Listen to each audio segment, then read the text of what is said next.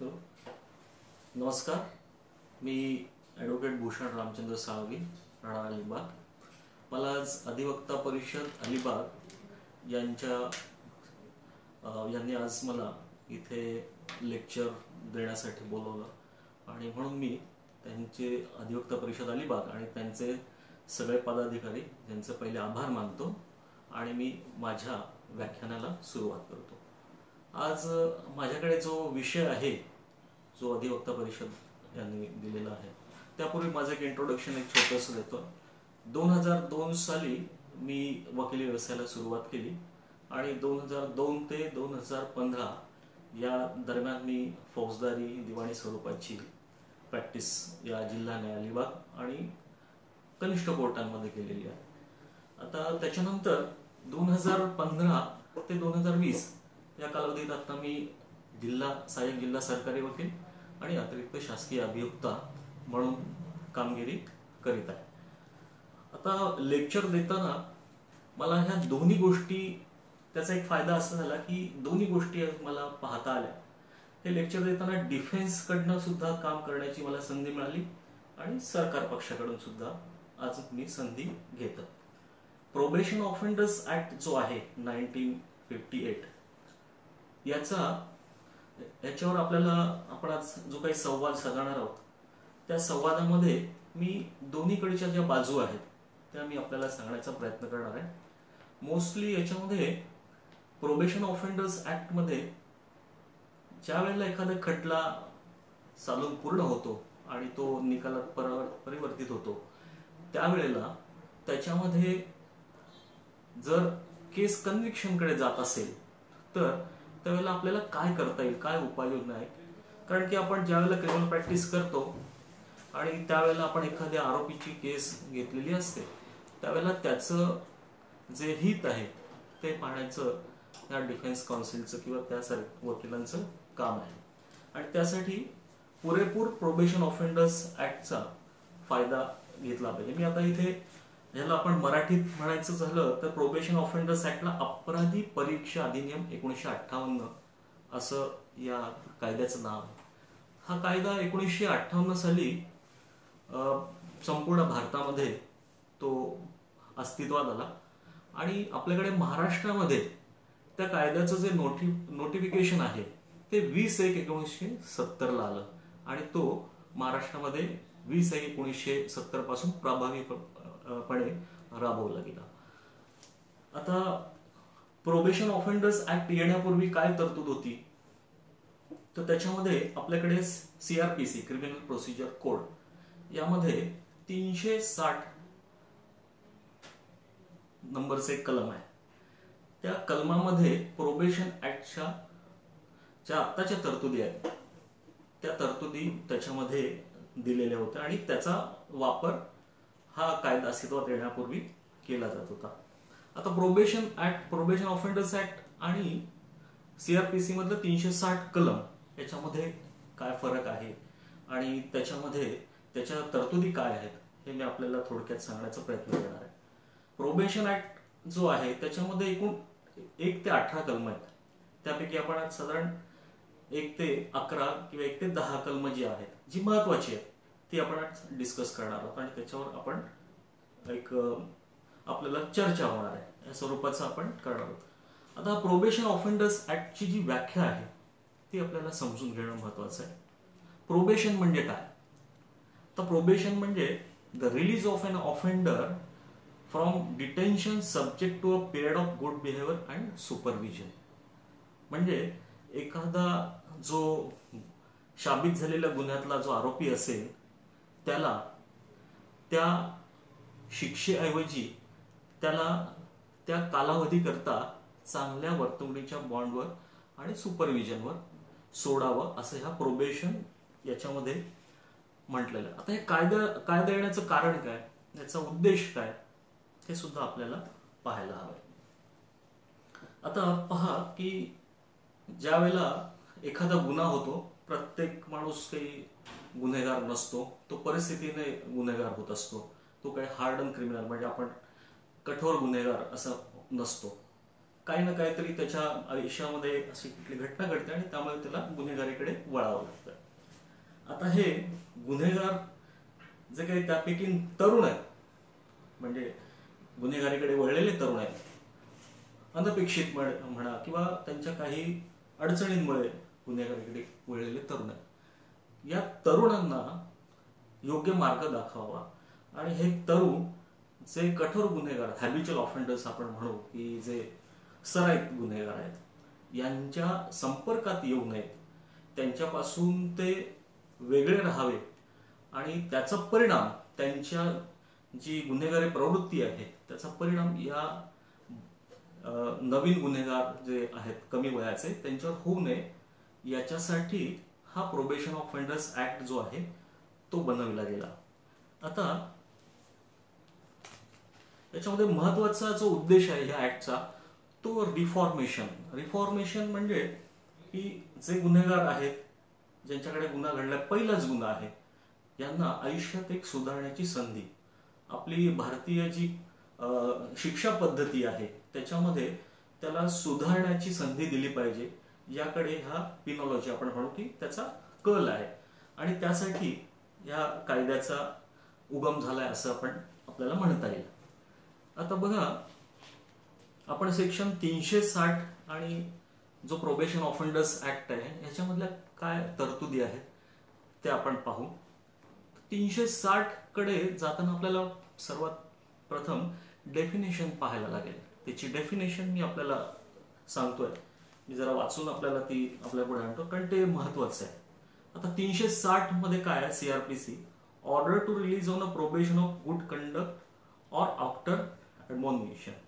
आता हे जे 360 कलम आहे हे त्याची गुड कंडक्ट म्हणजे चांगली वर्तणूक आणि त्याला सक्तीची समज देऊन सोडून देणं, याकरता हे 360चं कलम आहे. आता याच्यामध्ये कोण कोण मोडतं 360च्या कलमामध्ये ते पाहणं आपल्याला गरजेचं आहे.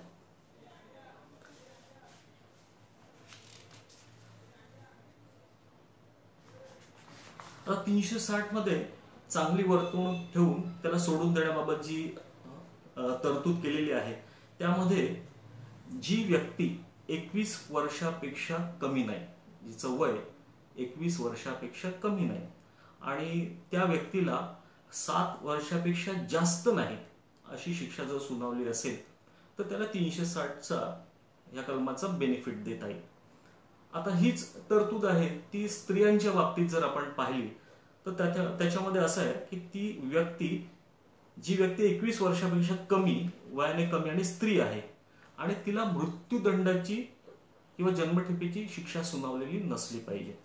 म्हणजे काय, पहिला जो क्लॉज आहे 1 मध्ये त्यामध्ये असं म्हटलं की 21 वर्षापेक्षा जास्त वय आणि शिक्षेचं लिमिट आहे ते 7 वर्षापर्यंतच दिलंय 360 मध्ये.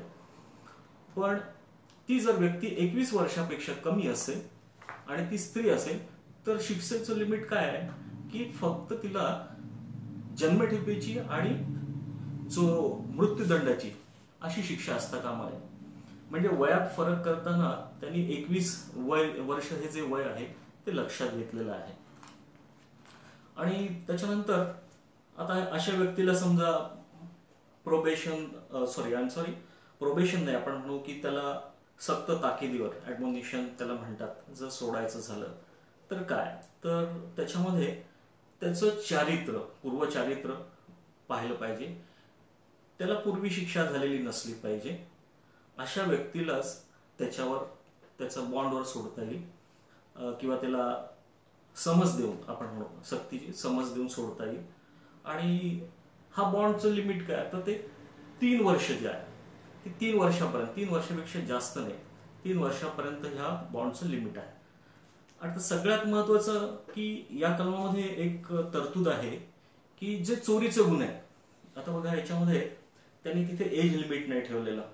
जे चोरीचे गुन्हे आहेत, जे फसवणुकीचे गुन्हे आहेत, याच्यामध्ये ज्या गुन्ह्याला 2 वर्षापेक्षा जास्त शिक्षा नाही अशा गुन्ह्यात तर त्यांना ह्या 360च्या तरतुदीचा फायदा देता येईल. इथे एज लिमिट ठेवलं नाहीये, इथे तो 21 वर्ष आहे, ती स्त्री आहे, पुरुष आहे की तो 50 वर्षाचा आहे हे नाही पाहिलेलं. तर ह्या स्पेसिफिक IPC खालच्या गुन्ह्यांसाठी ही याच्यामध्ये केलेली तरतूद आहे. आता बघा 360 सबसेक्शन 7 याच्यामध्ये ती व्यक्ती आहे ते सोडण्यापूर्वी परिवीक्षा अधिकारी म्हणजे प्रोबेशन ऑफिसर्स याच्या मार्फत त्याचा रिपोर्ट कॉल करता येईल कोर्टाला आणि त्याच्या मार्फत त्याची माहिती घेता येईल आणि तो त्याला लायक आहे का, ह्या बॉन्डवर सोडण्यासाठी, सक्तीच्या ह्याच्यावर सोडण्यासाठी लायक आहे का, हे पाहिलं पाहिजे कोर्टाने. आणि काही वेळेला असं होतं की बॉन्ड दिल्यानंतर 1 वर्षाचा, 2 वर्षाचा, 3 वर्षाचा बॉन्ड दिल्यानंतर त्या बॉन्डचा ब्रीच होतो. आता असं जर ब्रीच झालं असेल तर काय तरतूद आहे, ते 368 खाली आहे, सबसेक्शन 8 खाली आहे. मग बॉन्ड असा जर एखाद्याने ब्रीच केला असेल, त्याचा भंग केला, अशा परिस्थितीत त्या व्यक्तीला कोर्ट बॉन्ड घेतल्यानंतर किंवा समज दिल्यानंतर समन्स काढेल किंवा वॉरंट काढेल आणि नंतर त्याला बोलवून त्याचं म्हणणं ऐकेल. कोर्टाचं मत झालं की बाबा ह्यांनी बॉन्डचा भंग केलाय, तर त्याला जी शिक्षा सुनावली ज्या कलमाखाली, ती शिक्षा भोगण्यासाठी त्याला पाठवता येईल, अशी ही साधारण तरतूद आहे. तर बऱ्याच वेळेला एक प्रश्न लोकांसमोर, सगळ्यांसमोर, माझ्याही समोर आला होता की प्रोबेशन ऑफेंडर्स ऍक्ट आणि 360 मध्ये जो आपण बॉन्ड घेतो किंवा ज्याच्यामध्ये आपण सक्त ताकिदीवर सोडतो असा दिलेला बॉन्ड आहे, हा बॉन्ड शिक्षा समजायची का? तर त्याच्यासाठी आपल्याला इंडियन पिनल कोडचं कलम 53 आहे. याच्यामध्ये, ह्या कलमामध्ये 53 मध्ये पनिशमेंट प्रोव्हाइड्स केले आहेत, शिक्षेचे प्रकार. आता हे शिक्षेचे प्रकार आहेत ते कुठले कुठले आहेत? तर पहिली आहे डेथ सेंटेन्स आहे, दुसरी आहे इम्प्रिझनमेंट फॉर लाईफ, 4 मध्ये ती रिगोरियस आणि सिंपल म्हणजे सश्रम कारावास आणि साधा कारावास अशा स्वरूपाची, 5 मध्ये फॉरफिचर ऑफ प्रॉपर्टी म्हणजे प्रॉपर्टी त्याची जप्त करता येईल, मालमत्ता, आणि 6 मध्ये फाईन आहे. आता ह्या 6 हेड खाली 300 जे पनिशमेंट म्हटली आहे, जी ह्या 6 सेक्शन्स मध्ये किंवा सब सेक्शन्स मध्ये, ह्या पनिशमेंट मध्ये बॉन्ड कुठेही नाही. बॉन्ड आणि कॉम्पेन्सेशन ह्या दोन्हीही ज्या तरतुदी प्रोबेशन ऑफेंडर्स ऍक्ट मध्ये सांगितल्या त्या पनिशमेंट म्हणून कुठेही धरल्या गेलेल्या नाही. म्हणून माझं असं म्हणणं आहे की, हे माझं मत आहे, बऱ्याच त्याच्यावर हे असेल, वाद असू शकतो, पण इंडियन पिनल कोड 53 मध्ये म्हटल्याप्रमाणे बॉन्ड म्हणजे पनिशमेंट नाही. तर बॉन्ड म्हणजे त्याला जे 360 आणि सेक्शन प्रोबेशन ऑफेंडर्स ऍक्टचं सेक्शन 3 याच्यामध्ये जे त्याला दिलेली सक्त ताकीदीवर सोडण्याचा जो बॉन्ड आहे तो आहे, ती म्हणजे शिक्षा नाही, असं माझं म्हणणं आहे. आता बघा 360 आणि सेक्शन प्रोबेशन ऑफेंडर्स ऍक्टचं सेक्शन 3 याच्यामध्ये काय फरक आहे? तर जवळजवळ सगळ्या तरतुदी त्याच्यामध्ये सारख्याच आहेत, परंतु प्रोबेशन ऑफेंडर्स ऍक्ट हा का सुपरसीड किंवा त्याच्यापेक्षा एक वेगळा कायदा आहे, याच्यात का केला गेला आणि त्यात काय वेगळेपणा आहे 360 आणि 3 मध्ये प्रोबेशन ऑफेंडर्स ऍक्टच्या, तर त्यामध्ये डेफिनेशन अगदी मायन्युटली आपल्याला पाहायला पाहिजे. मी आपल्याकडे ती प्रोबेशन ऑफेंडर्स ऍक्ट 1958 ची कलम 3 ची व्याख्या आहे, ती पहिला आपल्याला सांगतो. तर हे बघा, ते power of court to release certain offenders after admonition. आता याच्यामध्ये सुद्धा जे 360 मध्ये म्हटलंय त्याप्रमाणेच power of court to release of certain offenders after admonition म्हणजे सक्त ताकेदीवर सोडण्याबाबत ही तरतूद आहे. आता ह्याच्यात आणि 360 मध्ये काय वेगळेपण आहे तर ते आपण पाहायला पाहिजे. त्यामध्ये असं म्हटलंय, any person found guilty 379, 380, 81, 404, 420 of IPC या तरतुदी आहेत, ज्या 360 मध्ये सुद्धा आहेत. आणि त्याच्या पुढे ऑर आहे, or any offence punishable with imprisonment for not more than 2 years. आता जे 2 वर्षापेक्षा जास्त नाहीत, त्या ज्याला शिक्षा 2 वर्षापेक्षा जास्त नाही, अशी जी शिक्षेची तरतूद असलेली कलम आहे IPC मधली, त्यांचा समावेश आहे. आणि ही सुद्धा तरतूद 360 मध्ये जशी आहे तशीच आहे. त्याच्यानंतर परत ऑर आहे या डेफिनेशन मध्ये आणि त्याच्यात 2 लाईन्स आहेत महत्वाच्या, 2 शब्द आहेत, एनी अदर लॉ. आता याच्यामध्ये हा नव्याने सामील केलाय एनी अदर लॉ. 360चा विचार करताना फक्त इंडियन पिनल कोड आणि 2 वर्षापेक्षा कमी असलेल्या शिक्षेचा असंच उल्लेख आहे. परंतु सेक्शन 3 मध्ये आपण पाहिलं तर एनी अदर लॉ हा महत्वाचा शब्द त्याच्यामध्ये आपल्याला पाहायला मिळतो. आता याची व्याप्ती वाढवली. 360 पेक्षा सेक्शन 3 आहे जे प्रोबेशन ऑफेंडर्स ऍक्ट, याची व्याप्ती वाढली आहे. एनी अदर लॉ मध्ये इतर जे मायनर ऍक्ट्स आहेत, जे फौजदारी कायदे आहेत छोटे छोटे, की ज्यांच्यामध्ये पनिशमेंट 2 वर्षापर्यंत आहे, त्यांचा समावेश होतो. पण हीच तरतूद 360 मध्ये नाही. 360 मध्ये याचा बेनिफिट घेता येत नाही, तर तो फक्त आपल्याला सेक्शन 3 मध्ये आहे. आता याच्यामध्ये महत्वाचं 2 लाईन्स ह्या आहेत की नो प्रिव्हियस कन्व्हिक्शन प्रूव्ड. तर त्याला यापूर्वी कुठली शिक्षा त्याच्याविरुद्ध सिद्ध झालेली नसावी. Court may instead of sentencing him to punishment. आता इथे परत या शब्दावर जोर द्यायला पाहिजे. Court may instead of sentencing him to punishment. Word इन्स्टेडच्या ऐवजी, म्हणजे ज्या वेळेला त्याला शिक्षा सुनावली की त्याला दोषी धरलं, माझं म्हणणं आहे की दोषी धरलं, शिक्षा सुनावली पण नाही. प्रोबेशन ऑफेंडर्स ऍक्ट मध्ये त्याचा बेनिफिट देण्यापूर्वी बऱ्याच वेळेला कोर्टात असं होतं की ऑलरेडी त्याला, समजा आपण म्हणू की चोरीचा गुन्हा आहे, चोरीच्या गुन्ह्यामध्ये त्याला 1 वर्ष शिक्षा, रिगोरियस इम्प्रिझनमेंट म्हणजे सक्त कारावास आणि 5,000 रुपये दंड अशी शिक्षा सुनावली. आणि मग ती सुनावल्यानंतर त्या पॉइंटवर त्याचं प्रोबेशन ऑफेंडर्स ऍक्टच्या पॉइंटवर आर्ग्युमेंट्स होतात आणि मग त्याचं द्यायचं की नाही ते कोर्ट ठरवतं. पण ही प्रोसिजर माझ्या मते थोडी मला चुकीची वाटते. कारण की ऍक्ट मध्येच म्हटलंय की court may instead of sentencing him to punishment. Punishment त्याला द्यायची नाहीये, तर ज्याऐवजी त्याला त्या बॉन्डचा बेनिफिट द्यायचा आहे. आता ही पनिशमेंट जर एकदा दिली, जर डिक्लेअर केली, तर मग त्या बॉन्डचा काही मतलब राहत नाही, असं माझं म्हणणं आहे. त्यामुळे शिक्षा न देता त्याला सक्तीची ताकीद देणं हे या कलम 3 ला अपेक्षित आहे.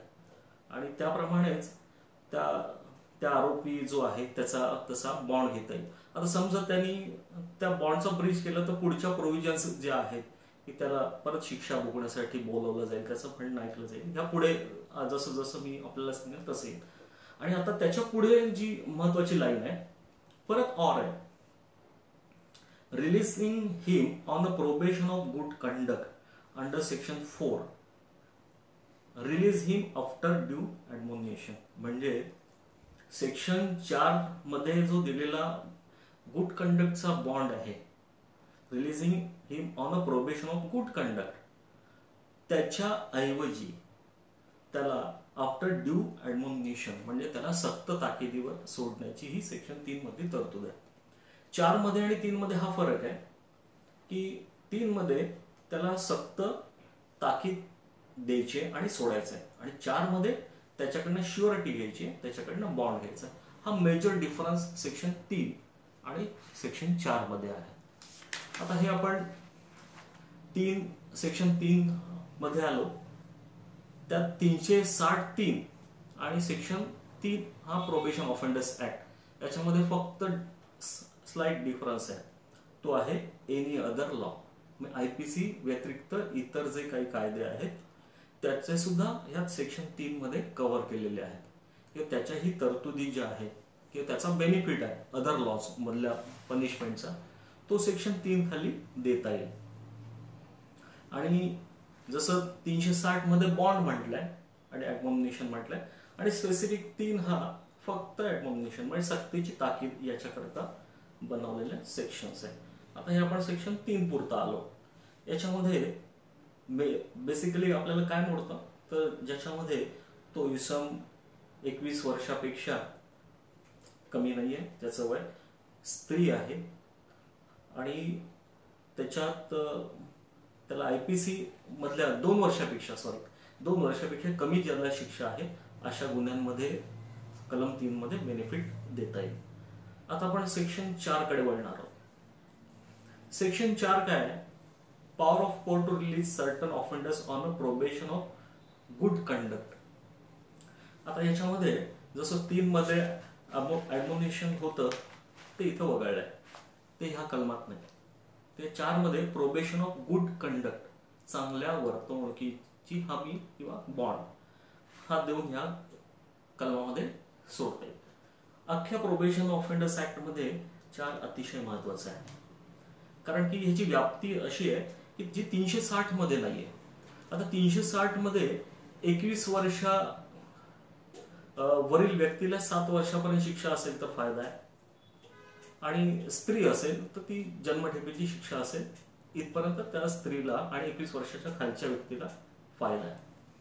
परंतु 4 जर आपण पाहिलं तर त्याच्यामध्ये काय काय कव्हर होतं ते पाहूया.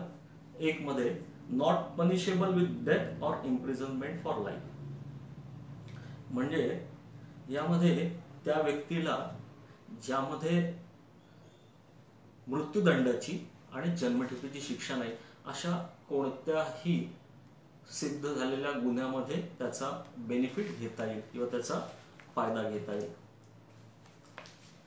आणि अशा व्यक्तीला प्रोबेशन ऑफ गुड कंडक्ट त्या बॉन्डवर सोडता येईल. आता हे बॉन्डवर सोडताना कसं सोडणार आहे तर त्याच्यासाठी 3 आहे. He may be release on entering into the bond with or without sureties to appear receive sentence when called upon during period. तर यामध्ये त्याला त्या व्यक्तीला जामीन किंवा जामीन न घेता, तर हमी जी आहे बॉन्डची ती जामीन किंवा जामीन न घेता सुद्धा त्याला बॉन्डवर सोडण्याचा अधिकार कोर्टाला आहे. हा बॉन्ड किती वर्षाचा असला पाहिजे? जसं की सेक्शन 3 मध्ये म्हटल्याप्रमाणे तो 3 वर्षाचा असू शकतो, आणि या दरम्यानच्या काळात त्यांनी शांती ठेवायची आहे आणि चांगलं वर्तन ठेवायचं असं ह्या कलमात अपेक्षित आहे. आता यात कंपल्शन काय? याच्यात रोल आला आता प्रोबेशन ऑफिसरचा रोल आला. आता जर आपण सेक्शन 4 जर वाचलं तर 4 मध्ये कंपल्शन एक आहे की court shall call report of probation officer. 4 चा विचार करताना कोर्टाने प्रोबेशन ऑफिसरचा जो रिपोर्ट आहे तो मागितला पाहिजे असं कोर्टावर त्याच्यामध्ये बंधन आहे कलमामध्ये. आता हे करण्याचं कारण असं की कोर्टाला जर एखाद्या व्यक्तीला जो गंभीर गुन्ह्यातला आहे परंतु त्याची वर्तणूक, त्याचं वय, त्याचं पूर्वचारित्र, त्यांनी गुन्हा करताना केलेली ती पार्श्वभूमी या गोष्टी लक्षात घेऊन सोडण्याचे स्वेच्छाधिकार आहे. हा पूर्ण कायदा हा कोर्टाच्या स्वेच्छाधिकार याच्यावर अवलंबून आहे. कोर्टाला जर ते वाटलं की बाबा हा पात्र आहे तरच कोर्ट त्याचा फायदा जो आहे तो या आरोपीला देऊ शकेल. आता प्रोबेशन ऑफिसरचा रोल काय? तर एखादी शिक्षा सुनावण्यापूर्वी किंवा ह्या बॉन्डचा त्याला बेनिफिट देण्यापूर्वी ती जी व्यक्ती आहे ती हा बॉन्ड किंवा ह्या कलमाचा फायदा घेण्यास लायक आहे का याच्यासाठी प्रोबेशन ऑफिसरची नेमणूक कोर्ट करेल, आणि त्या व्यक्तीचं जी माहिती आहे ज्या एरियामध्ये ती व्यक्ती राहते, ज्या भागामध्ये, तिथे जाऊन प्रत्यक्ष माहिती हा प्रोबेशन ऑफिसर जो आहे तो गोळा करेल. आणि प्रोबेशन ऑफिसरचा रिपोर्ट अतिशय महत्वाचा आहे. त्याची जी पार्श्वभूमी सगळी पाहूनच मग कोर्ट ठरवेल की याच्या वर्तणुकीमध्ये सुधारणा होण्यासारखी आहे किंवा गुन्हा जो घडलेला आहे तो कोणत्या परिस्थितीत घडला, अशा परिस्थितीत त्याला त्याचा प्रोबेशन ऑफेंडर्स ऍक्टचा बेनिफिट देता येईल. आता तिसरी प्रोव्हिजन जी आहे ते court may pass supervision order under the probation officer. Supervision म्हणजे तेच की एखादं प्रोबेशन ऑफिसरच्या रिपोर्ट नंतर त्याला बॉन्डवर सोडलं आणि त्याला काही अटी दिल्या की त्यांनी तो एरिया सोडायचा नाही किंवा त्यांनी अशा प्रकारचा किंवा इतर प्रकारचा गुन्हा करायचा नाही गुन्हेगारी लोकांच्या संबंधात किंवा त्यांच्याशी संबंध ठेवायचे नाही, त्यांच्यात वावर ठेवायचा नाही, किंवा कोणतेही मादक द्रव्य आहेत किंवा कोणत्याही प्रकारे त्याचं वर्तन जे आहे ते बिघडणार नाही किंवा कोणत्याही तो नादी लागणार नाही, हे पाहण्याकरिता सुपरविजनची जी प्रोव्हिजन आहे ती प्रोबेशन ऑफिसर निभावेल किंवा तो पाहेल आणि त्याबाबत त्याचा रिपोर्ट देईल. हे करताना याच्यामध्ये एक सेक्शन 7 आहे, ही तरतूद अतिशय महत्वाची आहे की प्रोबेशन ऑफिसरला वाटलं की बॉन्ड दिला परंतु त्या बॉन्ड प्रमाणे हा वागत नाही, याच्या वर्तणुकीत सुधारणा होत नाही, तर प्रोबेशन ऑफिसरला कोर्टामध्ये अर्ज करून त्याबाबत रिपोर्ट करता येईल आणि कोर्टाला तो बॉन्ड रद्दही देखील करता येईल. अशी एक महत्वाची प्रोव्हिजन ती मी आपल्याला पुढे सेक्शन्स मध्ये सांगणार आहे. आता चौथं आहे, court may pass additional supervision order with respect of residents abstain from intoxication or any other. म्हणजे मी आता जे आपल्याला सांगितलं त्याप्रमाणे तो की त्यांनी कोणाच्याही सानिध्यात, गुन्हेगारी सानिध्यात जाणार नाही किंवा त्याच्यावर त्याचं गुन्हेगारी प्रवृत्तीपासून तो दूर राहील, या सगळ्या ज्या तरतुदी आहेत त्या त्याच्यामध्ये दिलेल्या आहेत. आता हे सेक्शन 4 मध्ये बऱ्याच वेळेला असा प्रश्न निर्माण होतो की कुठल्या कुठल्या गुन्ह्यामध्ये त्याला त्याचं बेनिफिट द्यावं. स्पेसिफिक असं कुठं म्हटलं नाही, परंतु सर्वोच्च न्यायालयाचे काही निर्णय आहेत त्याच्यामध्ये त्यांनी काही ऍक्ट्स दिलेत की त्याच्यामध्ये ह्या आरोपीला त्या प्रोबेशन ऑफेंडर्स ऍक्टचा फायदा मिळत नाही. त्यापैकी एक आहे जे प्रिव्हेन्शन ऑफ फूड ऍडल्ट्रेशन. म्हणजे त्याच्यामध्ये ह्या कायदा अतिशय महत्वाचा आहे, कारण की हा कायदा जो आहे तो समाजाशी निगडीत कायदा आहे आणि अशी जी गुन्हेगारी प्रवृत्ती आहे ती समाजाला घातक आहे.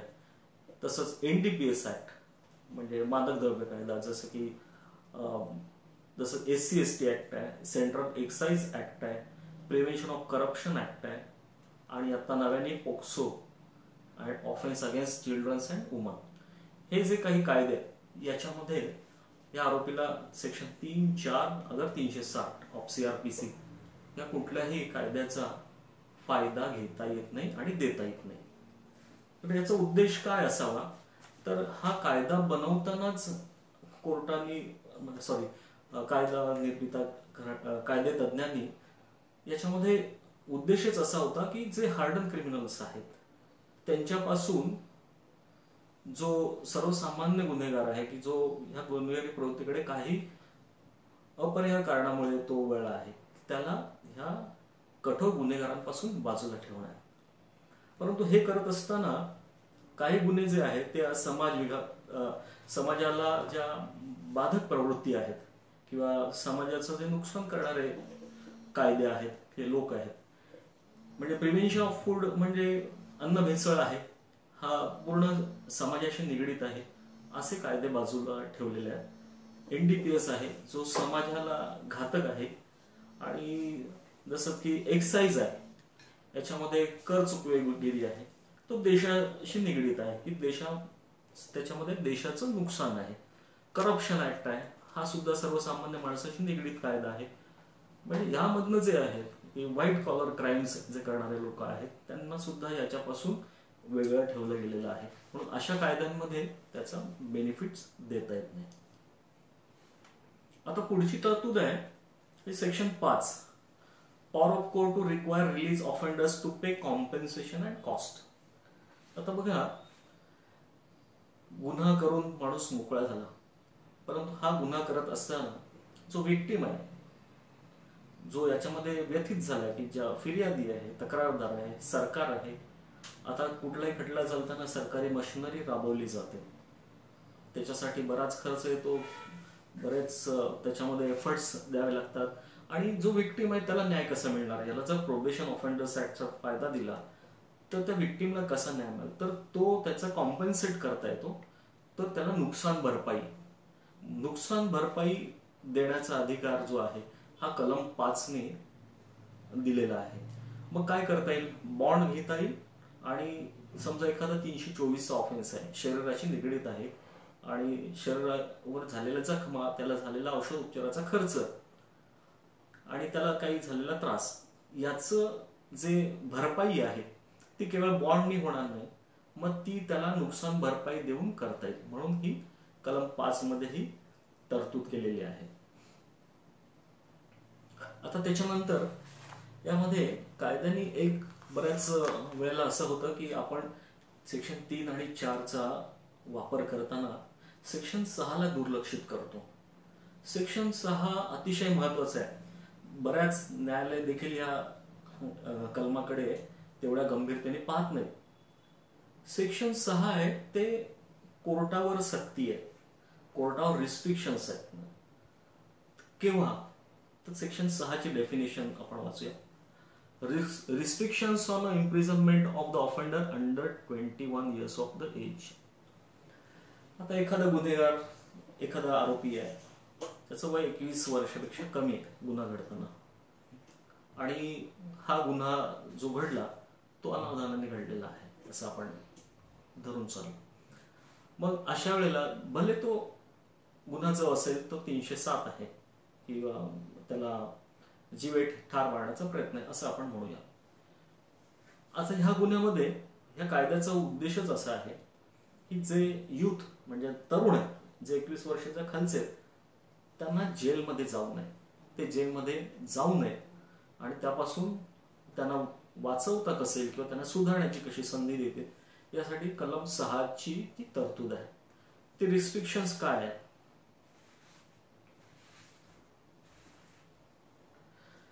समजा या व्यक्तीविरुद्ध, ज्याचं वय 21 आहे, त्याच्याविरुद्ध गुन्हा साबित झाला, तर अशा व्यक्तीला कलम 3 आणि 4 प्रमाणे त्याला शिक्षा न करता कलम 3 आणि 4चा फायदा द्यावा असं या कलमामध्ये म्हटलेलं आहे. की परंतु एक आहे की हे या कलम 6चा फायदा देण्यापूर्वी प्रोबेशन ऑफिसरचा जो रिपोर्ट आहे तो मागवण्याची सक्ती कोर्टावर आहे. आणि त्याचा रिपोर्ट पाहून, ती परिस्थिती पाहून त्याला प्रोबेशन ऑफेंडर्स मधल्या ज्या तरतुदी आहेत त्याप्रमाणे त्याला बॉन्डवर किंवा समज देऊन सोडण्याचे अधिकार या कायद्याने दिलेले आहेत. परंतु सक्ती अशी आहे की कंपल्सरी प्रोबेशन ऑफिसरचा रिपोर्ट कॉल करणं किंवा बोलावणं गरजेचं आहे. आता इथे असं सुद्धा आहे की एखाद्या ज्युडिशियल ऑफिसरला वाटलं की बाबा नाही, मला या आरोपीला सोडायचं नाहीये किंवा मला कलम 3 आणि 4चा बेनिफिट त्याला द्यायचं नाहीये, फायदा द्यायचा नाही, तर कोर्टाने त्याच्यावर या कायद्याने सक्ती अशी आहे की त्यांनी त्याचं योग्य ते प्रॉपर रिझन, कारण दिलं पाहिजे. नुसतं मला द्यायचं नाही असं बोलून चालणार नाही, तर ते प्रॉपर रिझन असायला पाहिजे. इव्हन 360 सीआरपीसी मध्ये सुद्धा कलम 3-4 मध्ये सुद्धा आरोपीला प्रोबेशन बॉन्डवर का सोडता येणार नाही किंवा का सोडायचं नाही याचं सबळ कारण दिलं पाहिजे. आणि बरेच वेळेला जी काही कोर्टाकडनं कारण दिलेली असतात ती काही सक्षम नसतात. त्यामुळे आपण ह्या मुद्द्यावर कलम 6चा फायदा घेऊन बऱ्याच वेळेला आपल्याला तो आरोपीच्या फायद्यामध्ये किंवा आरोपीच्या हितामध्ये त्याचा वापर करता येईल. आता तसंच जसं मी 360 म्हटलं तसं 361 एक कलम आहे, जसं या रिस्ट्रिक्शनच्या संदर्भात सीआरपीसी मध्ये तरतूद आहे. आता 361 काय आहे? जशी ही 6ची प्रोव्हिजन प्रोबेशन ऑफेंडर्स ऍक्ट मध्ये, तशी 361 सीआरपीसी मध्ये आहे. त्यामध्ये काय म्हटलंय? Special reasons to be recorded in certain cases. आता 361 मध्ये 360चा जर फायदा आरोपीला द्यायचा नसेल तर त्यासाठी सुद्धा कोर्टाला तशी विशेष कारणं नोंदवली पाहिजेत, तरच कोर्टाला प्रोबेशन ऑफेंडर 360चा जो बेनिफिट आहे तो नाकारता येईल. अदरवाईज कोर्टाला तसं नाकारता येणार नाही. आता ह्या सगळ्या शिक्षेसंदर्भातच्या आपण झालेल्या तरतुदी पाहिल्या. आता बघा, सेक्शन जसं मी 7 म्हटलं की प्रोबेशन ऑफेंडर्स ऍक्ट मध्ये प्रोबेशन ऑफिसरचा रोल महत्वाचा आहे. की एखादा आरोपी आहे, त्याला 3 आणि 4 प्रमाणे त्याचा बेनिफिट दिल्यानंतर त्या कंडिशन प्रमाणे तो वागत नाहीये किंवा प्रोबेशन ऑफिसरला वाटलं की ज्या काही त्याच्यावर लादलेल्या अटी आहेत त्या सफिशियंट नाहीत, पुरेशा नाही आहेत आणि त्याच्या हितासाठी दुसऱ्या कंडिशन असणं गरजेचं आहे, असं जर त्यांचं मत झालं तर प्रोबेशन ऑफिसर कलम 7 प्रमाणे तसा अर्ज कोर्टाकडे करेल आणि तो अर्ज विचारात घेऊन कलम 8 दिलाय, सेक्शन 8 प्रोबेशन ऑफेंडर्स ऍक्टचं.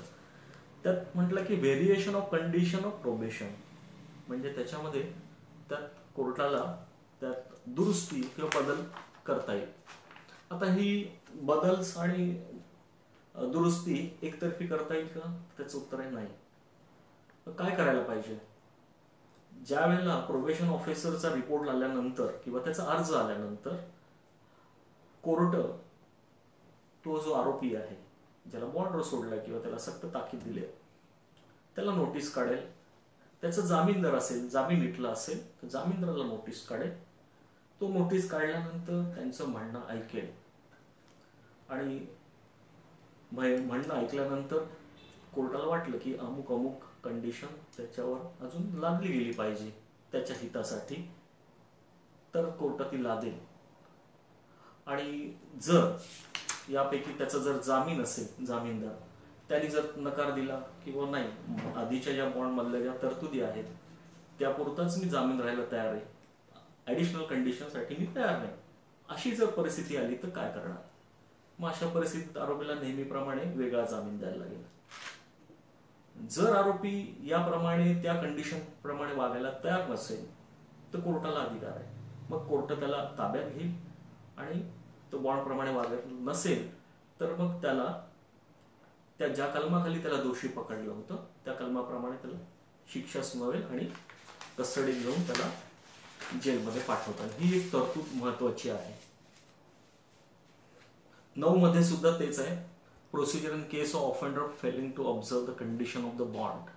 बॉन्डचा भंग केला जर आरोपीने तर त्याच्यासाठी सुद्धा त्याला कोर्टाचं वॉरंट काढेल, त्याला कोर्टात आल्यावर ताब्यात घेईल, वाटलं त्यांनी योग्य कारण दिलं तर त्याला जामिनावर सोडेल आणि त्याची हेअरिंग होईल.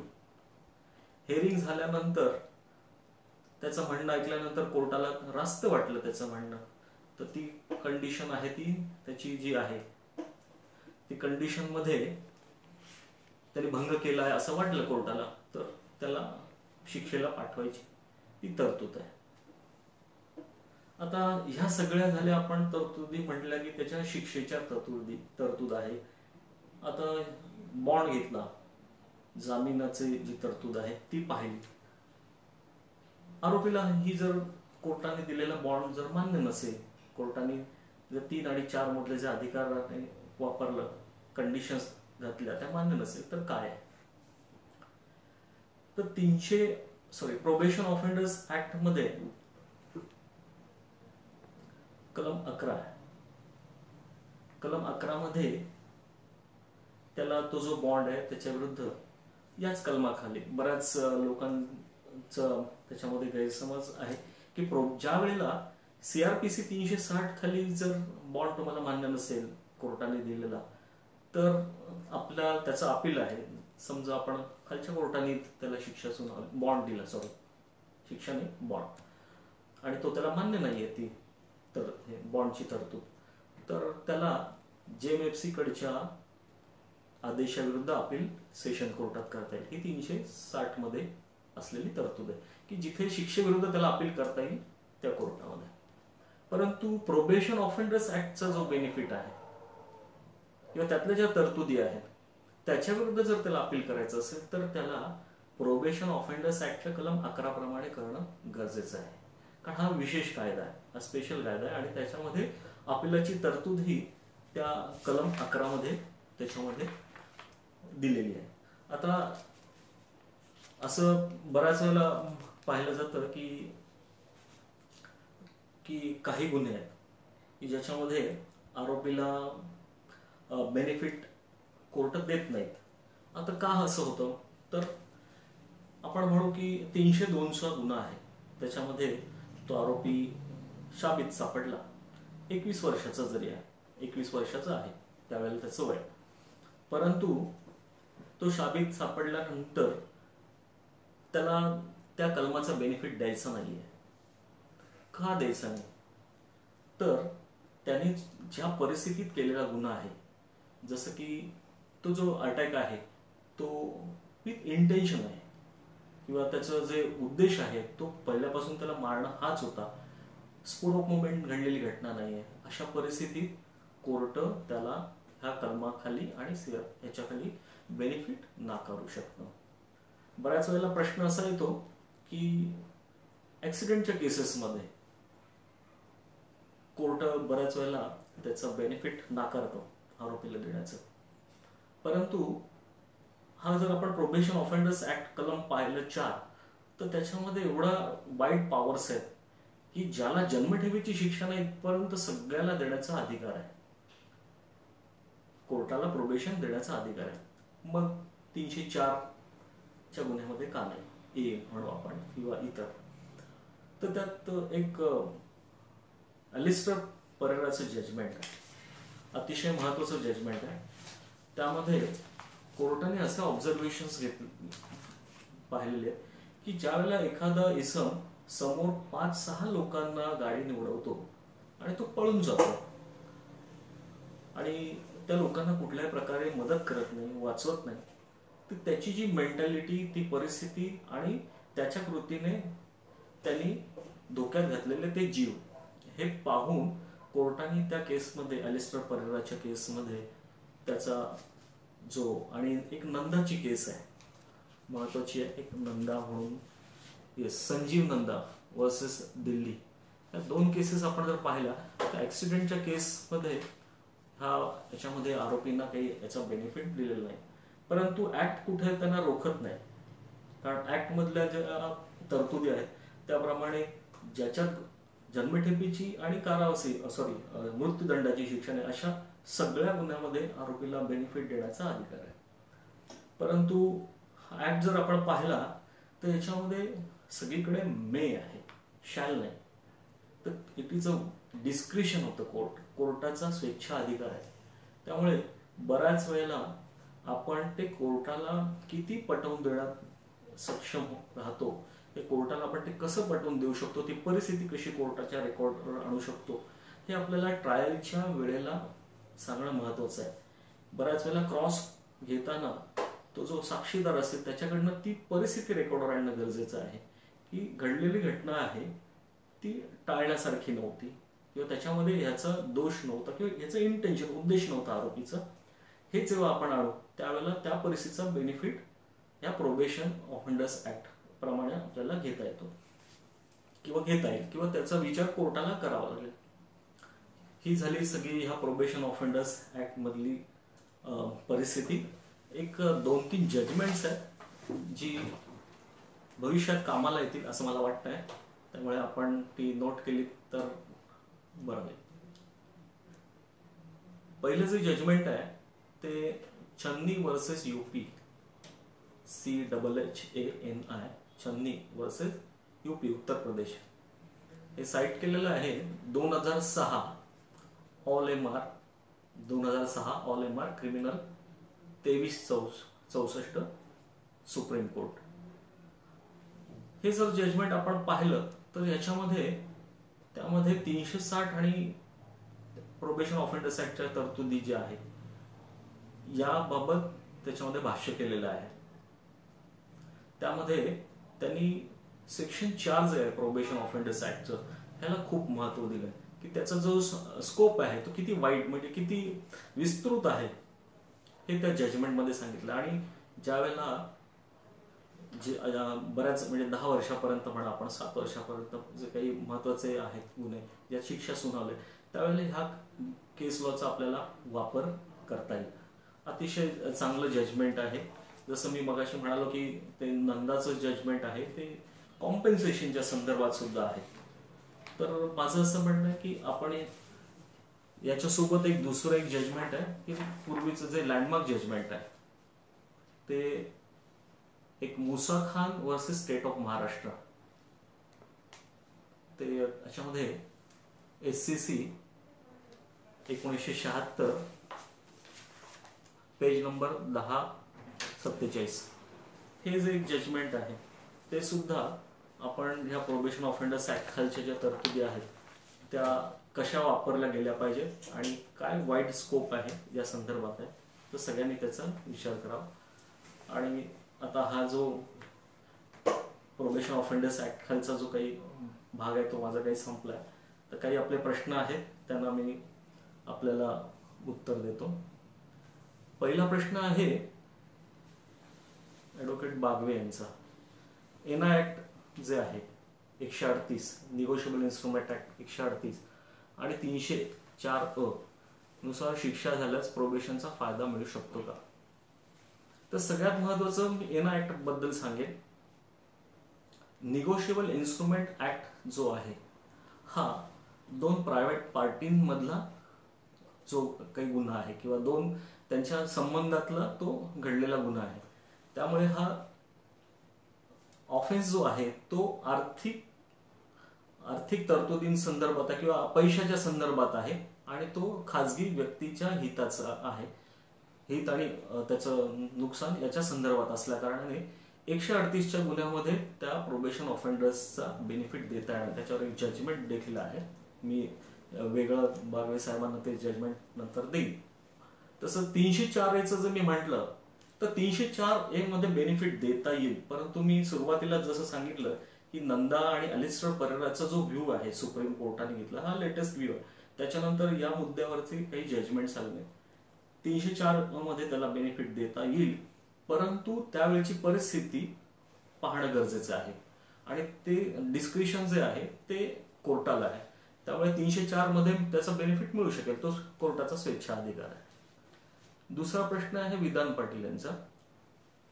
कलम 4 मध्ये शाल आणि काय बरं म्हटलंय, कलम 4 मध्ये शाल आणि इफ एनी असा उल्लेख आहे। सॉरी, शाल आणि इफ एनी असा उल्लेख आहे, त्यामुळे सदर कलमाखाली मागणी करताना प्रोबेशन ऑफिसरला रिपोर्ट मागवणे बंधनकारक आहे का? तसा कोणता रिपोर्ट मागवला नसताना या कलमाखाली सोडण्याची मागणी करता येते का?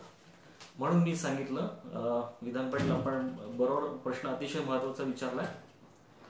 शाल आहे आणि त्याच्यामध्ये शाल जरी असला तरी सुद्धा त्याच्यात कलमामध्ये प्रोबेशन ऑफेंडर्स ऍक्ट प्रमाणे प्रोबेशन ऑफिसरचा जो रिपोर्ट आहे तो मागवणं सक्ती आहे, तो मागवलाच गेला पाहिजे। न मागवता जर एखादा बेनिफिट दिला असेल तर तो चुकीचा होईल, त्यामुळे त्याच्यामध्ये रिपोर्ट मागवल्यानंतर त्याचा विचार केल्यानंतरच त्याला सोडण्याची तरतूद आहे। तिसरा माझे मित्र आहेत राजेंद्र गुर्जर यांचा प्रश्न आहे, भारतीय पासपोर्ट कायद्याच्या तरतुदीनुसार कोणत्याही भारतीय नागरिकाचा गुन्हेगार रेकॉर्ड पाहूनच मग पासपोर्ट मंजूर करण्याची तरतूद करण्यात आली आहे। अशा वेळी जर एखाद्या आरोपीने या कायद्याच्या तरतुदीनुसार जर फायदा घेतला असेल तर तो आरोपी पासपोर्ट मिळवण्यास पात्र ठरू शकतो का, किंवा ती व्यक्ती पोलीस रेकॉर्डनुसार गुन्हेगार म्हणून नोंद राहील का? अतिशय महत्वाचा प्रश्न आहे। आता बघा, पासपोर्ट ऍक्ट मध्ये ज्या तरतुदी आहेत, मी म्हटलं की सुरुवातीलाच की आयपीसीचं कलम 53 पाहावं। ह्या 53 मध्ये पनिशमेंटचे मोड्स दिलेत, कुठल्या प्रकारच्या पनिशमेंट्स आहेत, त्याच्यामध्ये बॉन्ड किंवा ऍडमोनिशन ही पनिशमेंट नाहीये। तर चांगली वर्तणुकीसाठी आणि इन्स्टेड ऑफ, त्याच्यामध्ये आपण जर प्रोबेशन ऑफेंडर्स ऍक्ट पाहिला सेक्शन 3 आणि 4, तर इन्स्टेड ऑफ पनिशमेंट असा शब्द वापरलाय। त्यामुळे पासपोर्ट जरी त्याचा असेल, जरी घ्यायचा असेल, बॉन्डवर सोडला तरी त्याला काही त्याची काही बाधा येते असं नाहीये। आणि दुसरा प्रश्न असा आहे तुमचा की ती व्यक्ती पोलीस रेकॉर्डनुसार गुन्हेगार म्हणून राहील का?